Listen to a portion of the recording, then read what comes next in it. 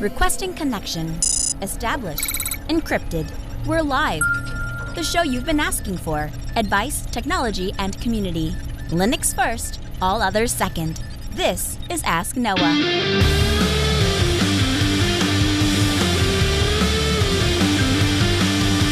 Live from Altispeed Technologies, the Ask Noah show starts right now. This is the show where we came to do all the things on Linux they said couldn't be done and take your questions on how to do the same. The phone lines are open this hour. To be a part of the program, it is a free call, 1-855-450-NOAH. It's 1-855-450-6624, or send an email to live@asknoahshow.com. My name is Noah. I am your host. Delighted to be here with you as another episode of the Ask Noah show kicks off this hour. Joining me is my co-host, Steve Ovens. Welcome in, sir. Hey, Noah, how are you? I'm doing great. Better than I deserve, as Dave Ramsey would say. Yeah, you know what? It got to be 10 degrees Celsius here, or 50 degrees Fahrenheit, and that was shorts and cutoff weather. I was outside, and it was fantastic. You're used to the colder weather, though, right? Because, I mean, you had that in Canada. Yeah, absolutely. So this is nice. Even my wife was like, it's beautiful, and we've got all the windows and doors open today. Yeah, it's I tell you what, it's been appreciated on our end because the energy bills have been crazy, and I think part of that is with the whole Texas thing over the last year. They've shifted all the costs and all the things around, and so, or at least my energy company tells me that's what I'm paying extra money for. So yeah, yep, we're happy to be able to ease off on our heating bill too. This will be the first, really kind of the first opportunity you've had to be outdoors, right? Because you moved, but then almost immediately after it moved, it kind of it snowed. Well, we moved back in July, so we've been like 1 month. Yeah, well, we were here August, like for all of August, and it was quite warm, I'd say, and then things, the temperature kind of fell off a cliff, but that's pretty normal. That's to be expected in the Dakotas. Our first email comes in from James. James writes in and says, "Hey Noah, I know that you have a lot of people asking about self-hosted email solutions, so I figured I'll share what I'm using as I haven't heard it mentioned yet. I'm using a Docker package called, I'm going to mispronounce this, Maulu. I would assume it's Mail-U. Mail-U. That's a way more logical pronunciation for a self-hosted mail client, Steve. Thank you. Mail-U, which joins common email services and spam solutions into an easy-to-install and maintain container. I use it in combination with a mail relay to send email from a server at my house. Kind regards, James." So I've not heard of Mail-U before, but you can learn more at mailu.io. It's funny. I feel like to a degree, we went and said, hey, you should not self-host email. It's probably more work than it's worth. And what we got back was, hold my beer and watch this. Yeah, I suppose. I still think that there's a lot of caveats. So I was talking about how we have a common carrier in Canada who basically owns all the lines for a certain type of internet connection, and all of their IPs are blacklisted. So it becomes very difficult to run anything out of your house. You can receive email, but nobody's going to get it.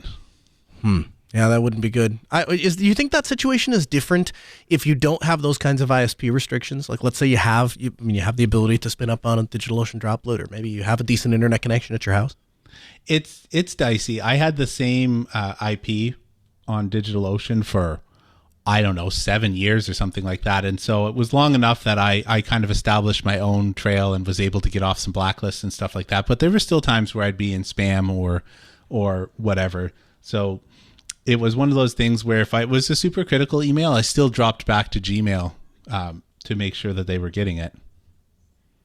Our second email comes in from Steven. Steven writes in and says, "Hi, Noah and Steve. I want to start by saying I love the show.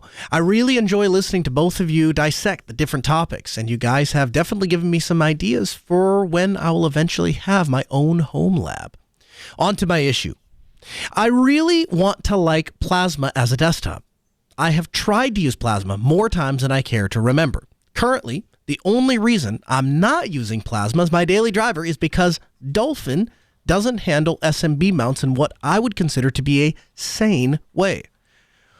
One of my laptops regularly mounts a Windows share for different media hosted on it. But when I try to drag the file into VLC, VLC doesn't play it, and it views it as a networked source, even when I add the field to use it as an open even when I add a field using the open file dialog in VLC. It brings the file to a network source. The problem there is these sources are usually not playable, and it seems to be random, and not even by file, but by the name of the file. Now, I would prefer the functionality similar to what I have with Thunar on XFCE, where if I mount an SMB share, it's actually mounted on the file system. I think it's somewhere in /run, but Plasma doesn't seem to have this. It does not seem to have this functionality for SMB, but curiously, it works fine for SFTP sources. I would prefer it if I didn't have to mount Samba shares from the terminal or fstab. I have tried going into the advanced preferences in VLC and adding a username and password into the input codecs and the access modules DSM, but it looks like it doesn't work. I'm running into a Plasma. I am running Plasma on Endeavour OS. Any help or pointers would be appreciated. Thank you. So, a couple of things. I have also been bit by this in Dolphin on KDE. Now, to be fair, I'm not entirely sure if that's a Dolphin thing, or if that's just the underlying Kubuntu system, the way that it handles SMP. I guess it's mounting in Dolphin. It probably is a function of Dolphin. But where I've had it bite me numerous times is I will go into a client and I'll go to update their documentation or reference their documentation, which happens to be stored on a Samba share. And if I make a change, and this happens with KeePass databases too, you make a change, you go to save it, it will render a message and say, hey, this file already exists at this location. Do you want to overwrite it? And then you re-upload an entirely new copy on to the Samba share rather than editing it, quote unquote, locally. So I guess, Steve, let me ask some basic questions. What is the preferred method for mounting a Samba share on most Linux distributions?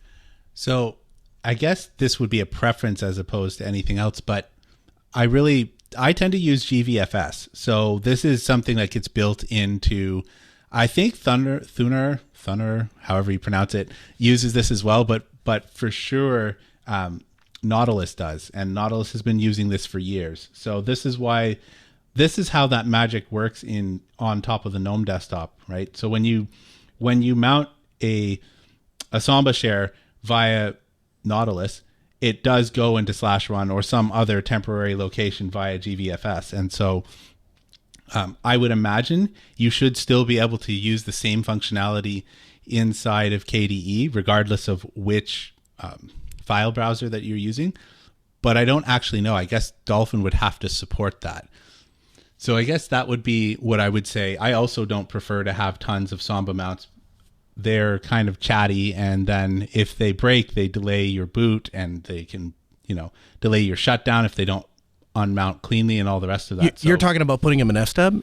Yeah, basically, because the question was what should you, like, how should you mount these things, right? So I tend to use, if I am going to mount something permanently, I actually really like the systemd mount. So I use in my fstab or FS tab, I actually use the systemd mounts for anything over the network.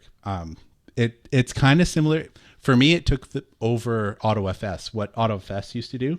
But I find that systemd does a much better job of kind of handling, doing the dynamic mounts. So I have my Pac-Man cache, for example, mounted over NFS for all of the people in the house, so they all share the same cache, and that's done kind of dynamically. It doesn't mount until you actually go to use the directory.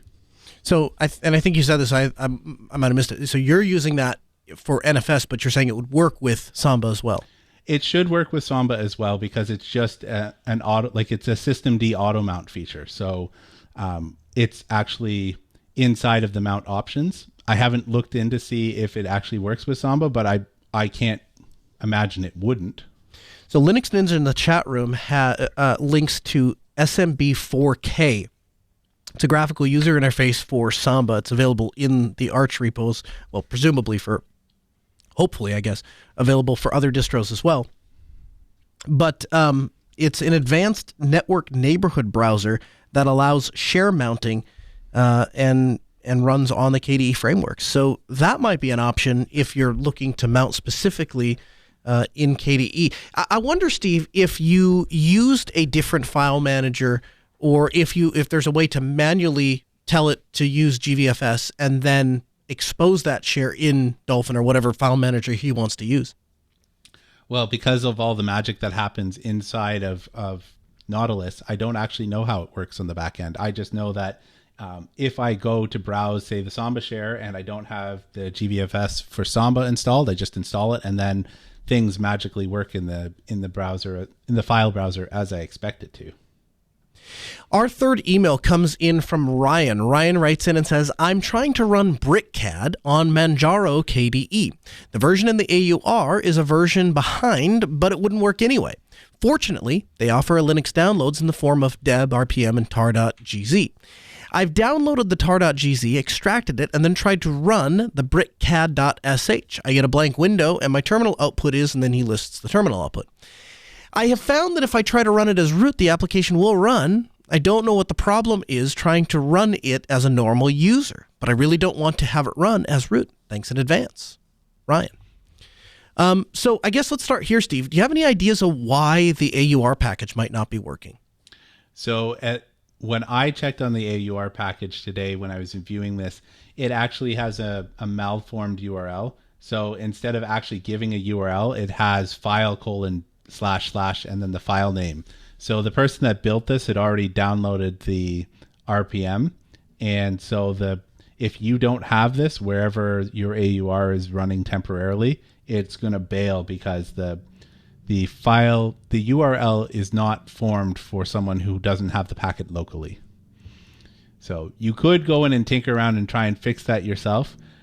As for this issue where you get a blank window, there's a couple of things that this could be. I note from the output that there's Wayland being used here, and so I wonder whether Wayland is not...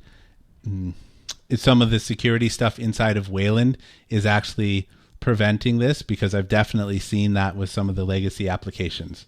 So I might look to see if you installed X side by side just to see if it would run, because that would at least tell you whether Wayland is getting in the way.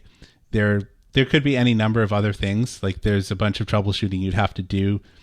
For example, you could launch strace while you're running it to see what calls it's actually making, because maybe there is a call that it needs to make with elevated privileges. So there could be all kinds of trickery that might need to happen to make this work properly. It's my favorite part about the Linux community. So as we're taking that question, Linux Ninja in the chat room says, hey, what's the AOR package? I'll get it fixed. So we'll just go ahead. We'll say closed circuit to Ryan. If you can't get the tar.gz to work, don't worry. Somebody's working on it and will be resolved momentarily. How's that for service? Yeah. That's pretty good. Hey, you can join the conversation. 855-450-NOAH. That's 1-855-450-6624. The email live@asknoahshow.com. We'll take your questions live on the air. We'll answer them in the order that they're received. Callers always go to the front of the line. John joins us from California. Hey, John, welcome to the show. Hey, guys. So I'm setting up my first NAS, and it's exciting, but then I'm like, well, I need to back it up.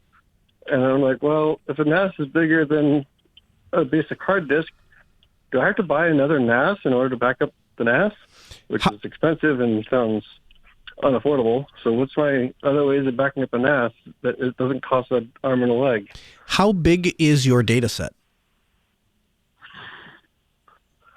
Initially, it will be 20 terabytes, which there is an 18 terabyte drive out there that you could buy. But, I mean, I'm thinking through the future, like if I expand the NAS to be more than 20 terabytes, then I don't have a single drive that can hold all the data as backup. What type of files are they video files? Are they audio files? Are they what type of files are you talking about? A mix of everything. I got pictures from phones and stuff syncing up to it. I got media files for Plex. I got MP3s from decades of collection. So, and everyday files from documents and stuff. So there's a couple of things you could try. So it is the media files. Yeah, the media files are definitely tricky. They tend to take up a lot of space. So I solve this in a couple of ways myself. I don't have a second NAS. I have 2 different hard drives that I keep like on the shelf, and I pull them off once a month and go plug them in. So that way, if I get electrical shock throughout the house or whatever, I don't literally lose my backups as well as my NAS. So I keep them unplugged. So you could go that route. The other thing that you can do is start thinking about what is the most critical things and just backing those off. And the third thing you could do is use a file system that has compression. So ButterFS, B3FS, however you'd like to call it, ZFS, they all have compression. And while some of the media files won't compress down that well, even if you get 10 or 20% back with that large of a data set, can actually make a significant impact on how much you're able to store.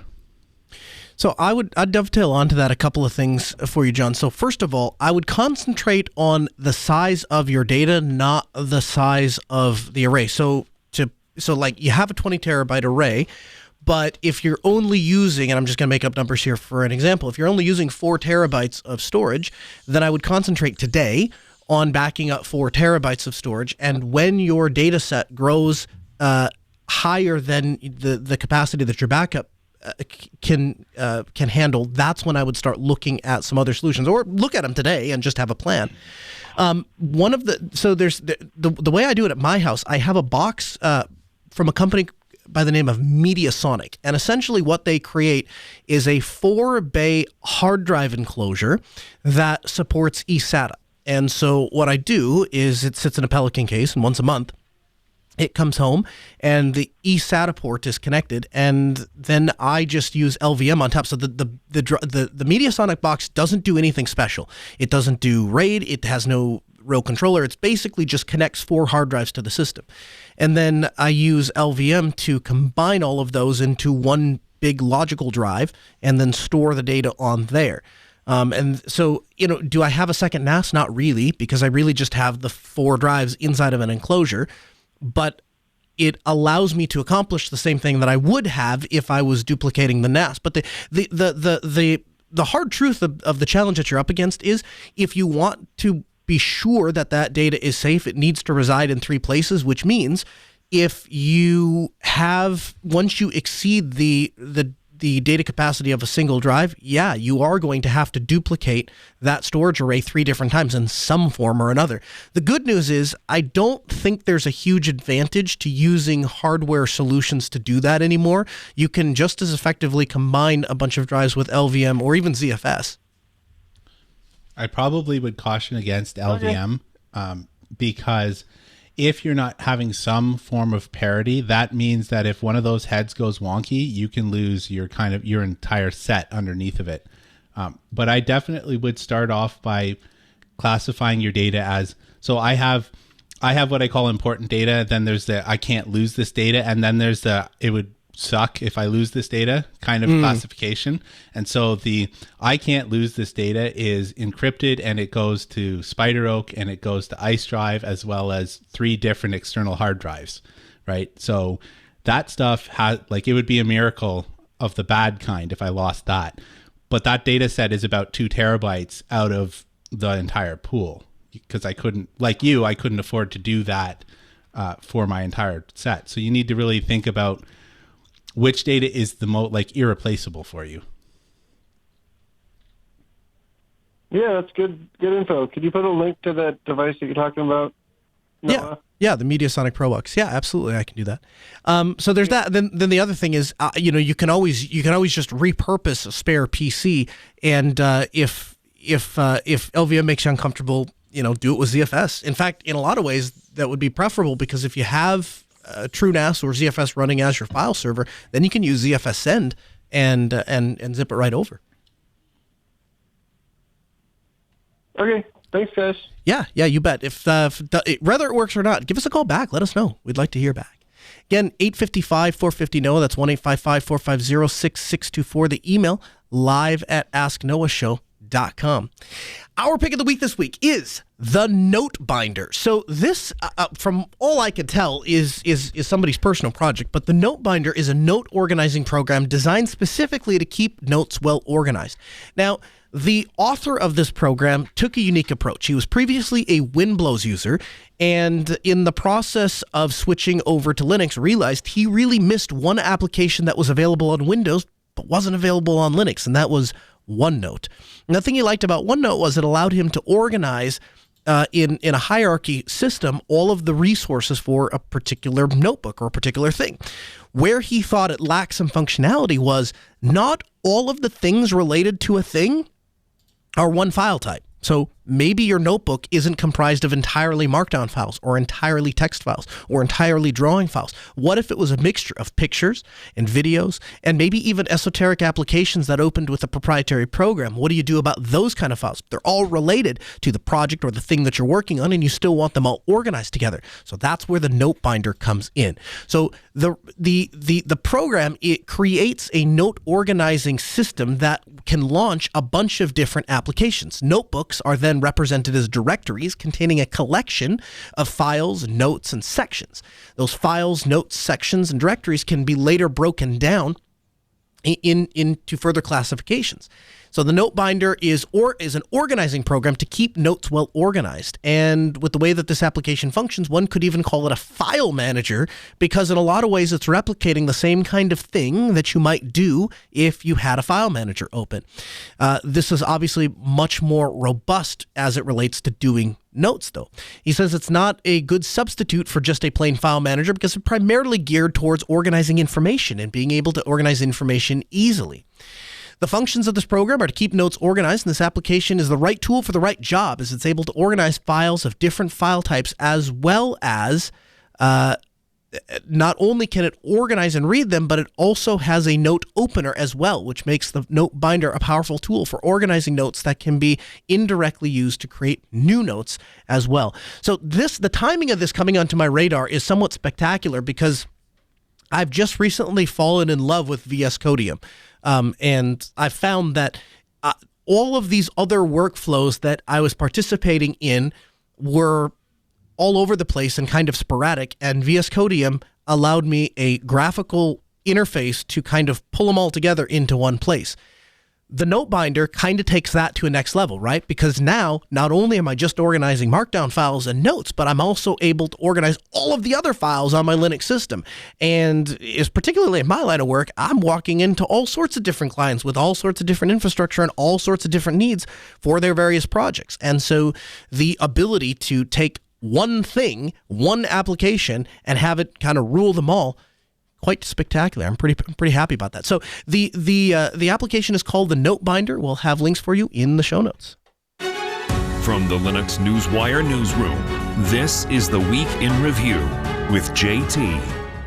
The Academy Software Foundation released a new research paper titled Open Source in Entertainment: How the Academy Software Foundation Creates Shared Value. The 45-page document, available as a free-to-download PDF, spans the evolution of open source technology in the modern filmmaking era, and features interview content from 17 industry veterans and rising leaders who have shaped its trajectory.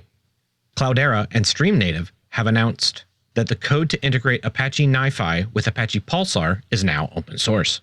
The integration could be a boon for companies looking to simplify the development of real-time applications atop streaming data workflows, and could provide another competitor to Apache Kafka and Confluent. 2 new Spectre vulnerabilities have been reported and affect both x86 and ARM. Branch History Injection, or BHI, and Intramode BTI have both been announced by Intel, and kernel patches have already been released. OpenZFS has released version 2.1.3, which includes some bug fixes which bring about compatibility for the Linux kernel 5.16. Arch Linux has celebrated its 20th birthday last week.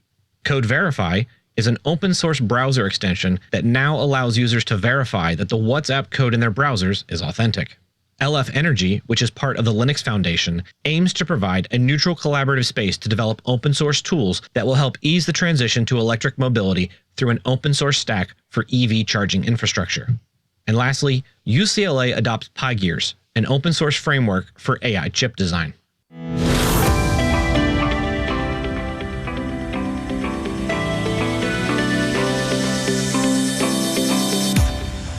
So Pine 64 is introducing the Quartz Pro 64. So this is a new single board computer based on the Rockchip's powerful RK3588 SoC.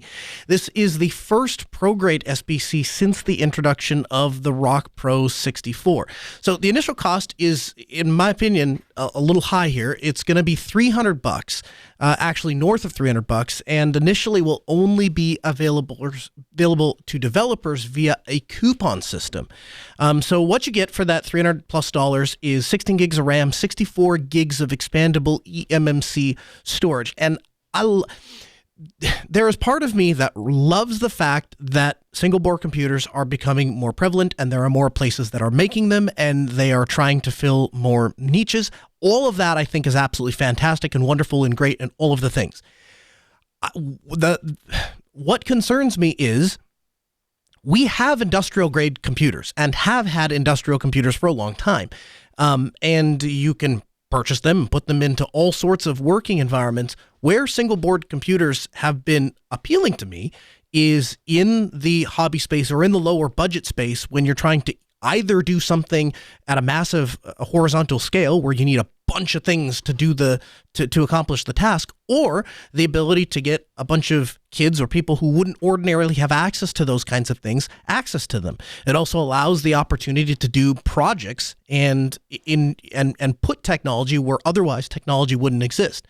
And so I've said from day one, and I continue to maintain, that I think I usually see about a twofold value factor that we get delivered from Pine. So if they're charging $300, I'm guessing I'm going to get a $600 worth of computing. That has been my experience with the Pine Book Pro. The Pine Book, the Pine Book Pro, the Pine Phone. We'll see when my Pine Phone Pro arrives.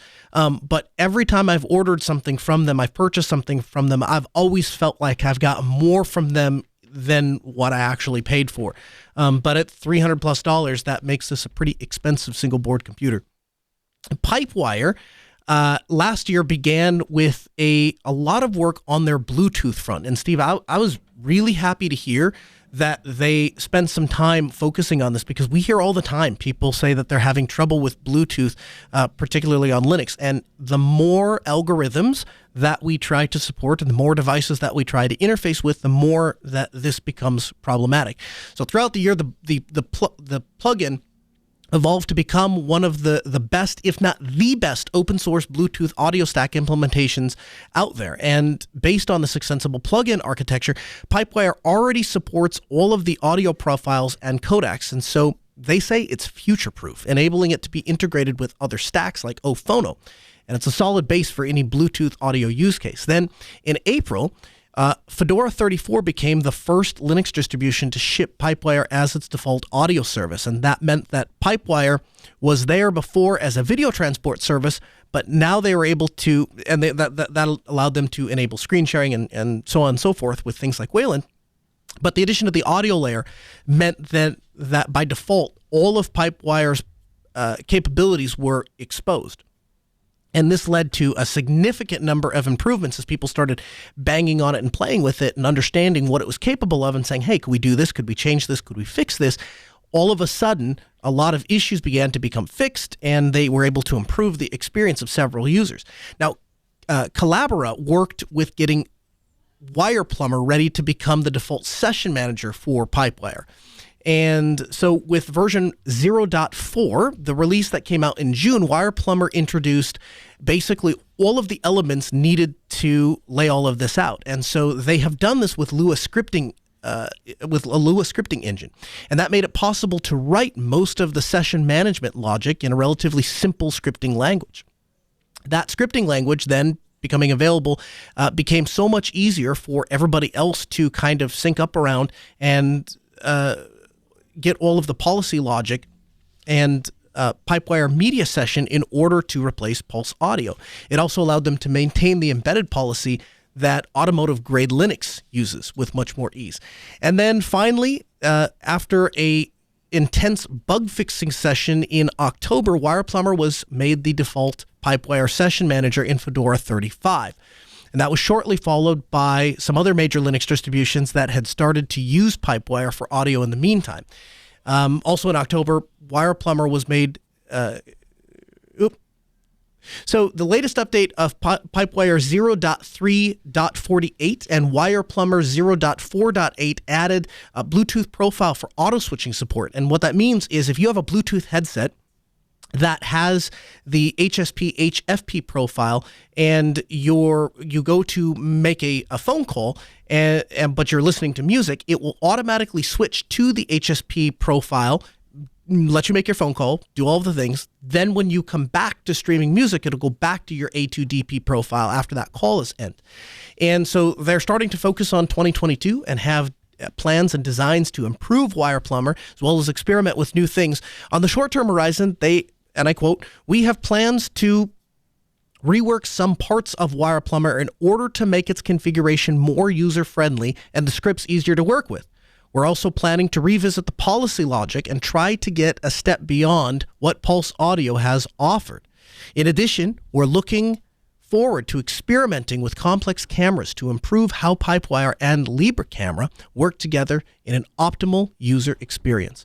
So exciting stuff moving forward with Pipewire. I don't know, Steve, have you had a chance to play with it, or have you noticed any difference with Pipewire, or kind of hanging back?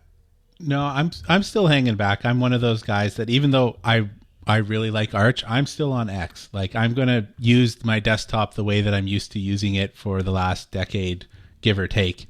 I'm looking forward to Pipewire, but I'm also not going to disrupt my current, let's say, flow. I spend all day troubleshooting with clients and stuff like that, and it's like you say all the time in our private conversations, the shoemaker's kids has the worst shoes. You know, like at the end of the day, I want to go and press play and have my Steam games launch and not wonder where the heck my audio is gone. You know what the last thing I feel like doing after fixing people's computers all day? Yeah, exactly. So that ties into Pipewire, because if it rolls down the pipe for me, so to speak, and it becomes the default inside of Arch, sure, I'll adopt it. But until that time, I'm not going to go out of my way to shoehorn it in is not the right term, but, you know, take out an existing thing that I've had a lot of experience kind of troubleshooting for something that I don't know anything about. Yeah, there's a number of things that Pulse Audio has done for me that are 100% capable of doing in Pipewire. I just haven't had the time to sit down and figure it out. So just a quick example, I have my Volumio system that's in my house, and Volumio is able to actually expose. You can separate the Pulse Audio client from the server. And so what that allows me to do is it allows Volumio to show up as an extra audio interface on my computer. So I can be sitting in bed and open up my laptop and tell it, hey, you're going to send all your audio out over to Volumio, which is then downstairs and connected to a rack and in the amp and all the things. And it comes out the speakers in my bedroom. And it's a nice wireless way for me to connect my laptop. Now, again, is that possible in Pipewire? 100% it is. Does Noah know how to do it off the top of his head? No. So I've, like you, I've kind of hung back on my personal systems. Where I have started to play with Pipewire and where I've gotten very excited about it is in production, because it's built for that. And it's built to do media production and to take a lot of the headaches out of what can currently be kind of a pain. So a huge thanks to the Pipewire team for all of the effort. Gnome 42 has a new release candidate out. So this added in the latest release candidate, they added the ability to take screenshots of the current window with Shift Print Screen. They added the ability to switch workspaces with the Home and N keys in Activities Overview. They added the ability to cancel ongoing update downloads and download in the Gnome Software Center when the system power is too low. They've defaulted to the G722 as the preferred codec for SIP calls in the new Gnome Calls app.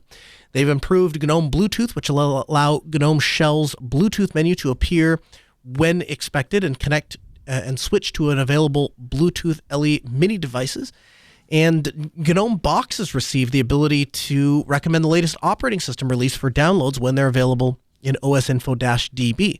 They also brought back the fingerprint dialog in the Gnome Control Center's user accounts page. Now, I'm going to ask, Steve, have you ever had the fingerprint reader on a Linux machine to where you could just open up the user control panel, enroll the fingerprint, and then it just worked? No. Okay. I used Fedora for quite a while where it was mostly okay, but you know what? I guess I'll come to Linux's defense here and say I have a Nexus phone. I don't know. It's one Nexus of the newer 5? ones. I don't even remember what it's called anymore, but I have a Pixel phone. I think I have the Pixel 3 or something like that. But the point is that like it's only a couple of years old, and I'd say at least 20% of the time the fingerprint reader just doesn't work. Like it fails enough that it just locks me out. So in fairness, I think fingerprints are hard to do. I know that Apple does a better job at this, but yeah, I've not had great experience with fingerprint readers on any Linux kernel based device, I suppose. I haven't either, and I it's actually gotten to the point to where if I have somebody who has a fingerprint reader and they ask me, I'll ask them how important it is that they really want it to work, because I've had it to where we go to try to get the fingerprint reader to work, and in the process of doing all the steps and installing the requisite software and making the requisite configuration changes, we bork the system, and that I've had that happen more than a couple of times. So I've tend to shy away from it, but that's not to say that there aren't people that would really, really like that. And so that is a huge thank you to the Gnome team for continuing to work on this, because it would be really great for people to be able to go into Gnome Central Control or Control Center and go open up the user accounts page and just enroll their fingerprint and be able to unlock their laptop with their fingerprint. I think there's a lot of people that would like that. I would also go out a little bit on a limb and say that the is it FIDO2 standard? What's the new U2F standard? Yeah, it is FIDO2. The W3C has started to move towards FIDO2 standard, which the idea is that we have something inside of the computer, a device, that everything can leverage to authenticate to online services. And so I have played with this with the YubiKey, and it works flawlessly. So it's essentially passwordless logins to stuff. And the idea is if you have the something you have and the something you know, we can just do away with the password, because I could just reset the password by having it sent to the something I have, my email. And the something you know being the PIN. If one of the things that they're looking at to implement the FIDO2 standard is what sort of authentication devices do we have built into the computer already that we can use. So it's not a far stretch to say that at some point they're going to look and say, well, we should be, if they're not already, we should be using these fingerprint readers that are built into the laptop. And that would be unfortunate if Linux were to fall behind there. So it's hasn't been a real important thing to me in the past, but I hope that I'm glad to see that there is development and progress on it, because I think it's something that'll be well appreciated. KDE 5.92 is out.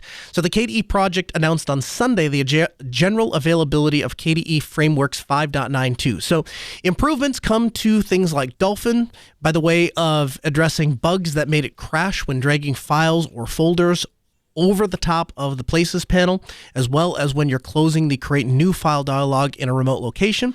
You also now have the opportunity to drag a file or folder over an item in the Places panel to open the respective location in the main view. In addition, the Places panel item, if the disk is unmounted, will automatically mount when you're dragging a file or folder over it.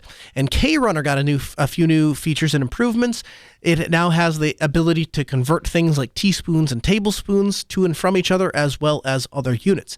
And Spectacle, the screenshot, this blew my mind. Spectacle, the screenshot utility, has been improved as well in KDE Frameworks 5.92, and now actually installs the popular OBS Studio screen recording and streaming software when using the install feature under Tools Record Screen.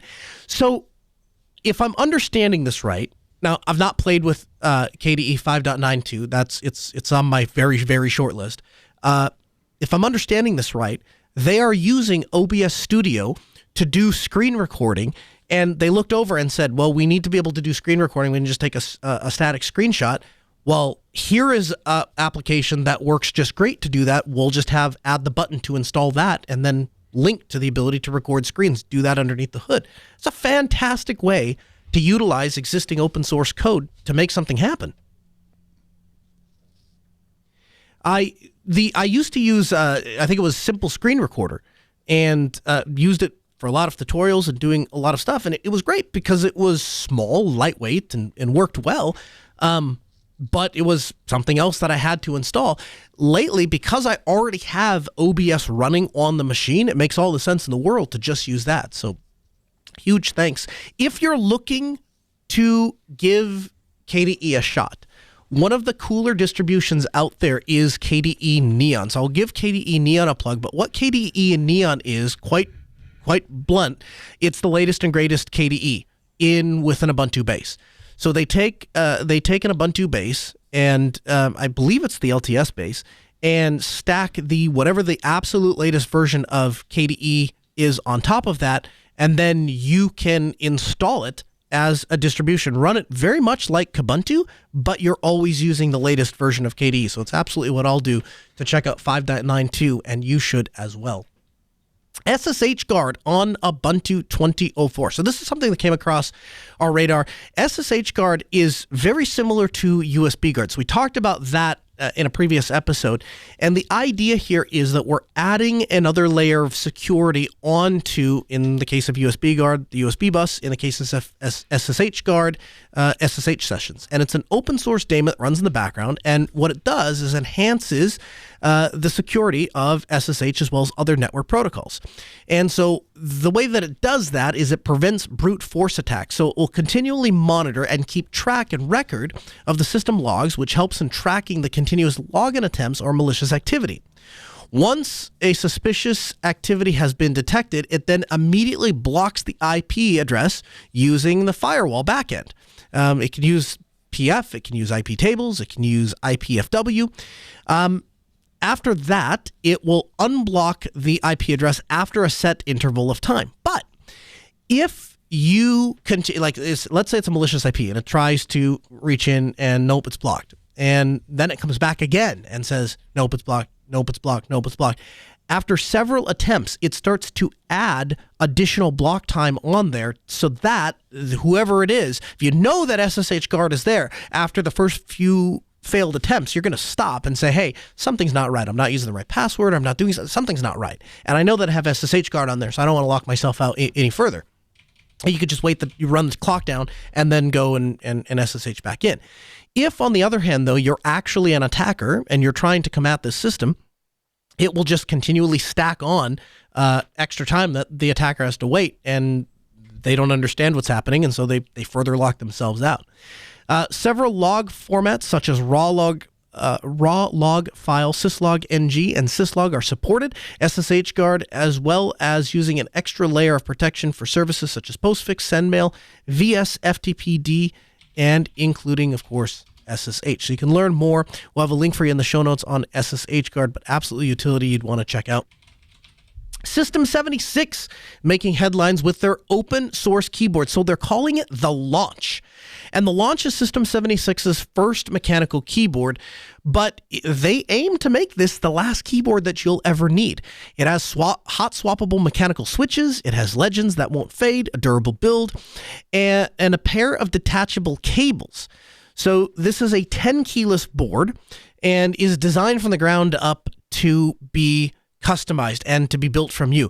It should come as no surprise to you that everything System 76 does is open source. And so that includes everything from the chassis to the PCB. That includes the firmware that's on the device. And so what that allows you to do is, because they have all sorts of configuration options as well as color schemes and stuff for the backlight, you have a virtually unlimited options in what you can do with the thing. So the cost is $285, which, if you're a keyboard snub like I am, that's not a crazy amount of money. The Launch chassis and PCB design are again, because it's open source, they make the files available for modification. The board uses an open source QMK firmware that you can update the Launch through the Pop! OS firmware settings for the Linux vendor firmware service. It also has a software suite that you can download from System 76, and you can customize the keyboard. So you can do all sorts of things. I think one of the most unique things is what they're calling the split spacebar. So instead of having one long spacebar that is a single mechanical switch underneath, the key is actually split into two distinct parts, one on the left and one on the right. And each one of those has its own mechanical switch and a pair of stabilizers. So if you want to, you just pull it out of the box and you use it just like you ordinarily would expect to use a spacebar, and it will work. Just the right half is going to go down, the left half is going to go down, but both of them function as a spacebar. Now, what you're able to do is open up the System76 software and reconfigure the keyboard so that one key does something else. So you could program it to do something like backspace. And then in that way, your thumbs are in a very accessible location, and a key that ordinarily you have two fingers on, not very efficient, right? And you might have to reach to get that shift key or the backspace or whatever it is that you use. Now you can remap that key to one half of your spacebar.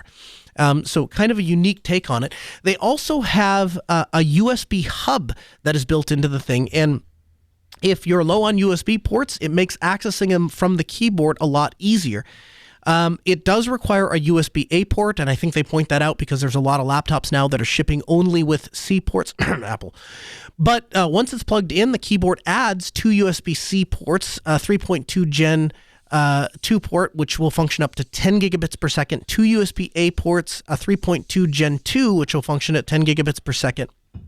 And the keyboard is in depth or height, I guess it is 1.3 inches. And again, you have the opportunity to program those keys and default functions. They also have layers, so you can do combinations if you're using the function key, and you can open up the app and customize a second, third, and even fourth layer that will activate with different key combinations. So, I mean, a really, really, really, really powerful keyboard. The only bad thing that I've seen, and not even a bad thing, just something that one person didn't like on the internet, is that the keys are apparently very stiff. So you have to like a very clicky, very tactile keyboard. But A, I feel like to a degree you're not shopping for a mechanical keyboard if you don't like tactile clickiness. And B, you're not spending $300 on a keyboard if you're not interested in high-grade mechanical switches. Now, they're not using cherry switches. They have their own brand, and I don't have it in front of me in my show notes, but there's a different brand I'd not heard of, but apparently they are more clicky and it requires more pressure than the typical cherry switches. So I guess have that in mind, but I love the fact that it's an open source design top to bottom. Love the fact that I can do all of the things from Linux. Linux is treated as a first-class citizen, and a keyboard's clearly designed for power users that want to get something extra out of that input device. So, Steve, I know you have a keyboard that, is it Red Dragon that you're using? Yeah, I've got it.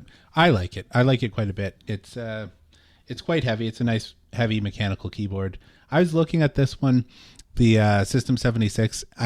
I'm not really sold on it, mostly because they're really trying to compact space together. Like the look of it, the up, down, left, right arrows are right underneath the shift, and they've got the home, page up, page down, and end keys in a vertical alignment instead of kind of more spaced out, and it's missing the actual keypad on the side. I actually really use the keypad. I miss it whenever I'm on a laptop that doesn't have it. I don't know. I guess old habits die hard, but this keyboard looks a little more cramped for my liking. Yeah, that's fair. I use the number pad when I'm doing IP addresses a lot, but other than that, I can live without it. Because I mostly stick to 13-inch laptops. I fly a lot, and so working on anything larger than a 13-inch laptop on an airplane really sucks. So I've kind of gotten used to not having the 10 keypad, but I can see what you're saying as far as cramped space elsewhere on the keyboard. If you put those things aside, does the configurability do anything for you? Do you look at that and say, I would like having different layers to my keyboard and adding more functionality, or is that just too cumbersome? Well, so the problem that I have is the same problem I have when I go to adopt a new shell like Fish or whatever. Since I'm mobile most of the time, in the before time, I'm unlikely to be able to bring my own keyboard everywhere that I go, which means that then I get this really fancy setup at home, and I get to use it once a month. And then I get used to using a traditional keyboard wherever I'm at again. and then I come back and I've remapped something somewhere, or the layout is different, and then that just slows me down. Have I told you about MVBS? I don't know. It's an after-show discussion, I guess. It's a secret, but I don't. But yeah. So anyway, I think it's absolutely a cool design. It's really cool what System 76 is doing. Mostly what I appreciate about System 76 is that they are a Linux-first company. I've seen that firsthand. I've experienced that. You will experience that if you interact with them at any level. They will only do something if they can do it on Linux. And so the fact that there's now a keyboard, and this is the first product that they've done that is cross-platform, that they've intentionally gone out of their way to make sure that it's functional across macOS, Linux, and Windows. But it's a Linux citizen first, and that's always appreciated. Hey, we'll wrap up by talking about a software called Barrier. Barrier is an alternative, almost a fork of Synergy. And so Barrier is software that mimics the functionality of a traditional KVM switch, in which you can use a single keyboard and a single mouse and a single monitor, but you can control multiple machines by choosing which machine you're trying to control. And Barrier does all this in software, allowing you to tell which machine you want to control by moving your mouse to the edge of the screen, or by using a key press to switch to a different system. Now, Barrier was forked, so I guess it's not like a fork, it is a fork, of Synergy. And Synergy was commercialized and re-implemented of the original Cosmos Synergy written by Chris Shulman. So Barrier aims to maintain that simplicity, the original simplicity that came with Synergy. And Barrier will let you use your keyboard and your mouse from one computer to control other computers. Clipboard sharing is also supported. And one of the things that caught my eye about this is the people who are writing Barrier are the people that use it. And so they're eating their own dog food. Quote, "We are users too. Barrier was created so that we could solve the issues that we had with Synergy and then share these fixes with other users."